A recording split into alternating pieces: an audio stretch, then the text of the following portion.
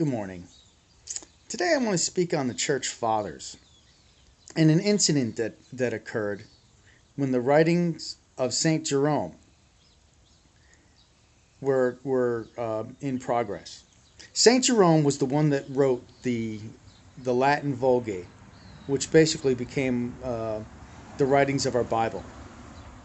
And when these writings were going together, there was an exchange between St. Jerome and St. Augustine of Hippo. So Augustine was writing a letter, and he was unhappy with St. Jerome's take on what actually happened between Paul and Peter in Galatians chapter 2. What had happened was an apostle had rebuked an apostle. And the conundrum here is that since there's this thing as of apostolic infallibility, how could it be that one apostle rebuked the other apostle? Since we're looking at the idea of inerrancy of Scripture, how could St. Jerome square this and say that actually an apostle erred and was wrong?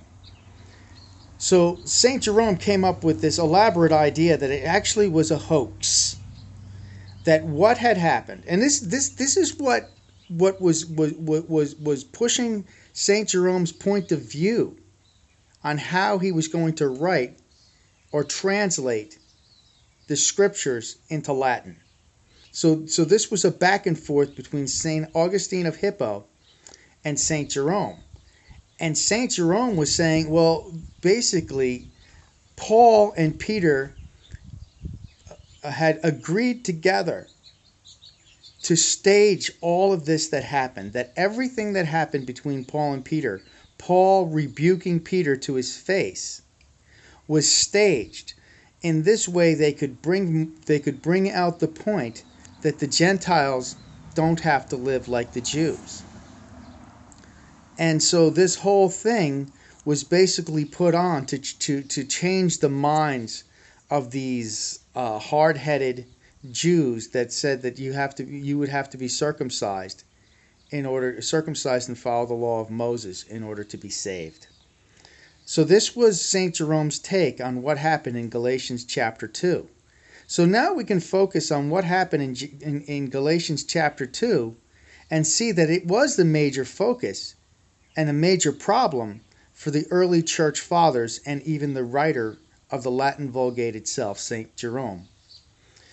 What happened was they had a problem.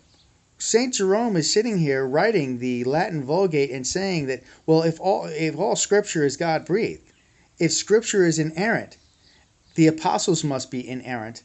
So how could it possibly be that an apostle erred and was wrong and was rebuked by another apostle? So we can see that this was a major problem. But let me suggest to you that that's exactly what God wanted us to see. For it would not have been written in the Scriptures that one apostle had rebuked another apostle unless there was a message that God wanted us to see about law and grace and the transition of the Jews, how they did not believe, and that it takes a lot of time for them to let go of kosher law. This transitional period was momentous, but I can't help noticing that people who are espousing inerrancy of Scripture today don't know that this was a major argument at the times of the writings of the Latin Vulgate between St. Jerome and St. Augustine of Hippo. Thank you.